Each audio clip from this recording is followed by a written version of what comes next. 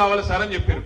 చెప్తే గుడ్లు తేలేసిండు. మామూలు ఇదేదో పెద్ద గుణం కథ నేను తెలియక చెప్పినా ఇరుక్కపోయినా ఏం చేయాలని చెప్పి తెల్లారు ఎక్కడో మీటింగ్ పోయాడు. పోయి ముందు రోజు బ్యాంకులు 50,000 కోట్లు అని చెప్తే ముఖ్యమంత్రి అంటాడు, ఏమున్నదా కడుపు కట్టుకుంటే ఒక్క సంవత్సరం 40,000 కోట్లు కట్టేయచ్చు, కడుపు కట్టుకుంటే ఎడమ చేత్తో ఇచ్చేయచ్చు 40,000 కోట్లు అన్నాడు. 40,000 కోట్లకు ఆయన 10,000 మింగేసిండు తెల్లారి వరకు. మళ్ళా తెల్లారో మర్నాడు కేబినెట్ మీటింగ్ పెట్టిరు, మంత్రులందరూ కూర్చున్నారు. కూర్చొని తెల్లారు కేబినెట్ లా 40,000 కోట్లు కాదు 31,000 కోట్లే అన్నారు. మళ్ళా 9,000 మింగింది, 31,000 కోట్లు అన్నారు. సరే అది కూడా ఏందో చూద్దాం అనుకుంటుంది. మళ్ళా మేమందరం నేను ప్రశాంత్ అన్న అసెంబ్లీకి పోయినాం, సీనన్న కౌన్సిల్కి పోయినాం. పోతే బడ్జెట్ పెట్టిరు.